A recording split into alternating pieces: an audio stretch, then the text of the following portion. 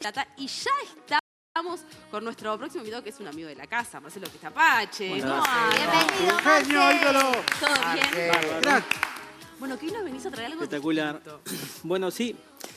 La verdad que esto es toda una novedad para mí porque es la primera vez que Lo vas a decir. voy a contar en televisión. O sea, ya lo conté un par de veces en radio, pero no es lo mismo.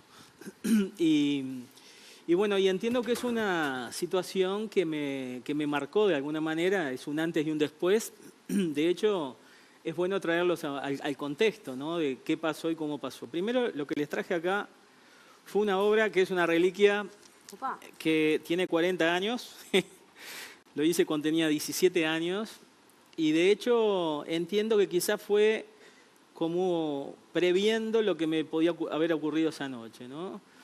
Y estoy hablando de que ¿Esta obra la hiciste antes la de tener esta experiencia que nos vas a contar ahora? empecé antes Ajá. y le puse el nombre antes, se llama Extraño en la noche, y la terminé cuando volví de esa experiencia que, bueno, les voy a contar de qué se trata. Mira, para traerlos a contexto, de hecho, digo, siempre me afectó un poco contar esto porque es como algo increíble y es difícil, pero a esta altura que le hace una mancha más al tigre. Perdón, ¿no? pero vos te pasa, o sea, para nosotros los simples mortales, Claro. todo lo que te pasa a vos es un poco increíble. O sea, Sin- que si para vos también es increíble, Sin debe duda, haber sido... porque va más allá del punto de vista científico, que yo siempre trato de buscarle a todo lo que hago la parte científica, y de hecho he podido encontrar, bueno, de hecho la física cuántica de alguna manera me da un respaldo a eso que yo hago, pero en el caso de lo que me ocurrió acá es más difícil, digamos, porque va contra un montón de conceptos y difícil a veces que te crean, sobre todo cuando tenés 17 años, ¿no? Pero bueno, voy a tratar de contarles. Todo empezó porque a mi padre en ese momento, papá trabajaba en el banco, era gerente, y lo trasladan a Tacuarembó en el año 84, después de 6 años de estar viviendo en San José. Yo fui a hacer sexto año de Derecho, y en el liceo conozco a un amigo, que seguimos siendo amigos hoy, los dos, Leonardo, y a los pocos días, digamos, de estar ahí, estamos hablando en Semana Santa de 1984, las primeras vacaciones, me invita a pescar. Iba él y otro amigo que se llama Fito, que era alto, y el padre tenía una camioneta, una Fiat, de los años 79, por ahí, y nos llevó a un campo que él había ido a pescar, que era un campo de Samán, de la Rosera Samán, que estaba yendo por ruta 26, como 80 kilómetros de Tacuarembó. Llegamos, aparentemente no estaba anunciado mal tiempo, llegamos, bueno, hicimos la ruta, después agarramos un camino lateral. Cuando llegamos ahí, entramos como 2 kilómetros y llegamos a la casa del capataz, que lo conocía al padre de mi amigo. Bueno, nos presentó y le dijimos nos dijo a ver si podíamos quedarnos unos días a pescar ahí. Me dice, bueno, sí, no hay problema. Les aconsejo que no acampen sobre el lago.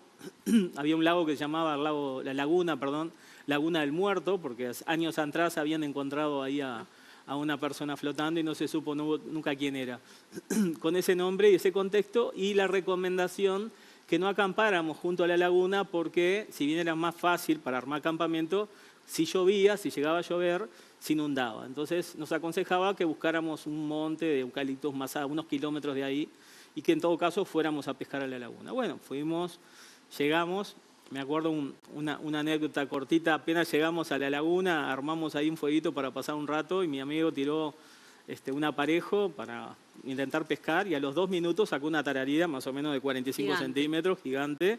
Estábamos todos contentos porque íbamos a comer. Dijo, esta es la primera que sale, es chiquita, volvamos al agua. No. Después no sacamos ni una mojarra en todos los días que estuvimos, pero está, eso como anécdota. Íbamos a acampar ahí, bueno, nos acordamos de lo que nos dijo el capataz y decidimos ir más adelante. Yo quería ir a un bosque de eucaliptos, pero bueno, Leonardo me dijo que no, que si íbamos a un bosque, si venía tormenta, porque se veía a lo lejos como que venía tormenta, y había tormenta eléctrica que podía ser peligroso. Entonces íbamos caminando por el medio del campo y empezamos a ver enormes cantidades de dunas, de arena, cosa rarísima en el medio del campo, como que se hubiera excavado pero eran toneladas de arenas quitadas, ¿no? Bueno, y ahí Leonardo dijo, bueno, vamos a acampar acá, porque estamos protegidos por las dunas. Bueno, hicimos la carpa, una carpa canadiense, que yo tenía unos años, me habían traído mis padres, chiquita, para 2 personas, y éramos 3, más todas las cosas. Arriba colocamos un encerado como forma de protección. Hicimos fuego y nos fuimos a pescar.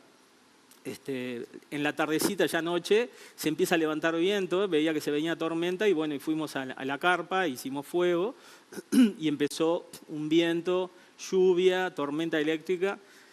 Nos metimos en la carpa, serían las 9:30 en abril, estaba oscuro completamente. El Fito dormía, Leonardo y yo estábamos hablando y en ese momento que estábamos hablando era como que se calmó la tormenta y empecé a ver luces que era como que atravesaban la carpa, pero eran luces muy fuertes, muy fuertes. ¿Carpa cerrada? Era una carpa chiquita, pero estaba canadiense, cerrada. Y empezó a pasar esa luz y decíamos, ¿pero qué es eso? Porque no era nada coherente con la realidad. Tanto era que te encandecía de forma muy, muy, muy fuerte. Entonces, digo, yo agarré, voy a ver qué es, abro había un cierre de mosquitero, saco la cabeza y cuando miro a lo lejos debajo de una duna veo lo que parecía ser una persona, era como que fuera pero que tenía como una luz que le salía de la cabeza, ¿no? Yo pensé que quizás era algún linchera que nos quería asustar, lógicamente, y en el momento que me echo para atrás, porque no lograba ver bien, abro y en el momento que salgo nuevamente asomando todo el cuerpo, era como que la luz quedó extremadamente incandescente, intenté mirar y era un brillo tremendo y lo que veía era como que fuera una persona muy alta y cuando empiezo a mirar hacia abajo venía como flotando en el aire, una cosa así porque no le veía piernas y la incandescencia era tan fuerte que parecía de día la luz. Vos no lo podías ver del todo claro. No lo podía ver claro, pero veía así un formato, un resplandor. Y agarré y me tiro para atrás, imagínate, con 17 años, medio de la noche, viendo eso que no sabía qué era, el susto que me pegué para atrás, salto para atrás, gritando y pego con la cabeza en el aluminio, la carpa, que era unos fierritos que sostenía, se nos cae la carpa encima, y empiezo a gritar de los nervios que tenía, ¿no? Entonces Leonardo me agarra, calmate, calmate, me decía, y se empieza a ver toda una luz alrededor de la carpa. Entonces yo insistía para que ellos salieran, para que vean lo que porque no me iban a creer, o sea, se veía como una silueta de luz alrededor de la carpa. Durante varios minutos empezó a girar y girar y girar, y en un momento se queda en la izquierda, la luminosidad era como de día de ese lugar, y se empieza a alejar.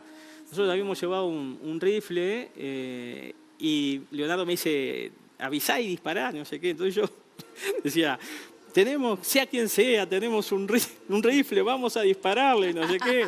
Y agarra, tirá, me decía. Entonces apuntábamos para allá y tirábamos. Pero tirá, y yo tiraba y no hacía ruido el rifle. Era como que no hacía nada de ruido, salía humo y no hacía ruido. Y nos quedamos aterrorizados, empezó a desaparecer la luz y media hora después se fue. Pero el pánico que teníamos era tan tremendo que al rato nos animamos a salir, los 3 con frazadas, todos mojados, y nos paramos al lado del fuego, miramos, estaba todo apagado y de golpe el fuego se prende, que ahí saltamos los 3 del susto. Bueno, pasamos una noche espantosa porque estaba todo inundado, no sabíamos si ir a pedir ayuda al capataz.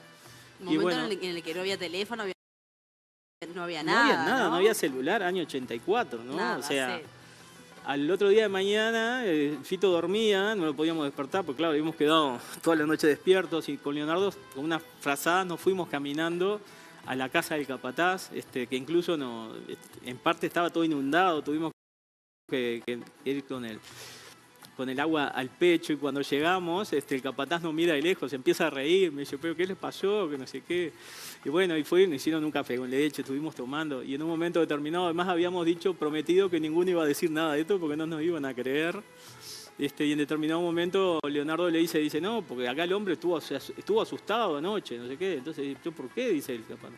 Dice, no, porque no sabe lo que nos pasó. Dice, estábamos ahí y vi unas luces malas, no sé cuánto. Dice, luces malas. Dice, ¿dónde acamparon ustedes? Dice, nosotros, dice, no, acampamos en unas dunas de arena. ¿Dunas de arena? Dice, eso es un cementerio indio. Dice, ustedes se metieron, dice, viene gente de Facultad de Montevideo hace 5 años y hacen excavaciones en vacaciones y levantan completamente la arena y bueno, el tema es que nos quedamos ahí después, fue todo ese contexto. Cuando volvimos a Montevideo, yo en ese momento, ese año había conocido a Fabio Puentes y habíamos desarrollado todo técnicas de estudio y un montón de cosas, y cuando le conté lo que nos pasó, él nos hizo, me hizo una hipnosis de regresión y lo que hice fue dibujar dos personajes, eran altos, como de 3 metros de altura, y tenían como una cosa en la cabeza marcada y una luminosidad que le salía como de la frente y venían como que vinieran flotando, digamos, levitando, ¿no?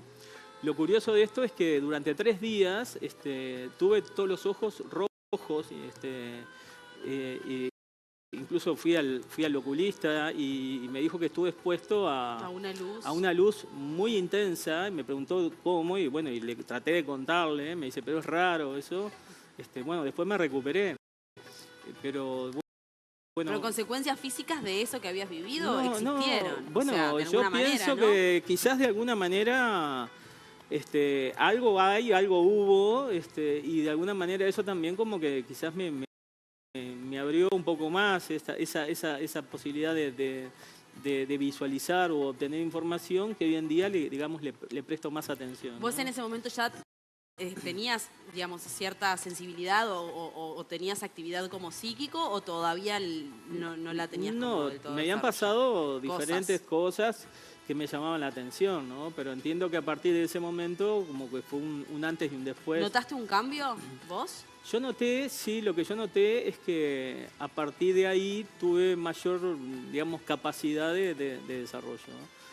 No sé si fue por la situación o realmente qué fue lo que vi, porque en definitiva, lógicamente que cuando yo hago un dibujo bajo hipnosis, por lo general uno recuerda cosas que de otra manera, cuando tenés un trauma en una situación que te impacte, muchas veces te olvidás. Incluso me llamó la atención la cantidad de detalles que hice, porque no solo eran los personajes en detalle, sino que la carpa y todos los detalles que era como que hubiera sacado una foto con la memoria, ¿no? Y justamente una semana después, en Chile, salió publicado que a un grupo de amigos, que había un arquitecto que habían ido a acampar, habían hecho una descripción muy similar de un encuentro cercano con las determinadas características, incluso los dibujos que ellos hicieron eran muy parecidos a los que dibujé en estado de hipnosis, ¿no? ¿Y después no recordás ninguna otra experiencia así de este tipo? De ese tipo no, digo, para mí fue ya no pretendo tener más de esa experiencia, fue muy fuerte, pero en definitiva, digo, me pareció interesante contarles porque, digo, a veces uno piensa que estas cosas no existen, pero algo muy diferente a lo que estamos acostumbrados a vivir me pasó. Y que entiendo que quizás eso influyó un poco en la capacidad a veces que tengo de obtener información, porque es como que fue un antes y un después, y además a los 17 años, ¿no? Claro, sí, chico y acampando, ¿no?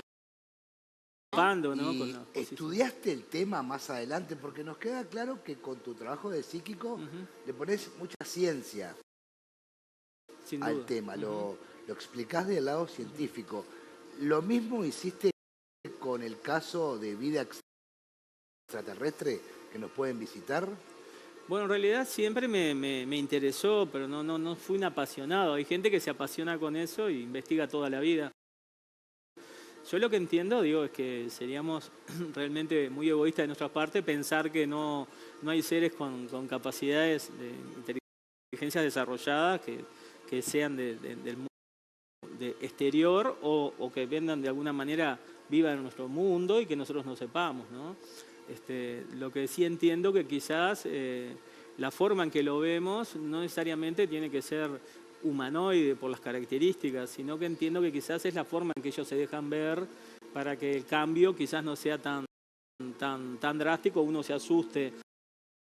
Pero yo lo que entiendo que quizás, no tengo duda de que hay vida extraterrestre y en caso de que se muestren, entiendo que tratan de mostrarse lo más similar a nosotros como forma de identificarlos y entender de que son seres inteligentes, ¿no? Sí, y también para nosotros recibirlos, ¿no? Recepcionarlos, que bueno, sin duda. Capaz que 17 años es muy poco, tendría que haber ajustado eso, el amigo que apareció.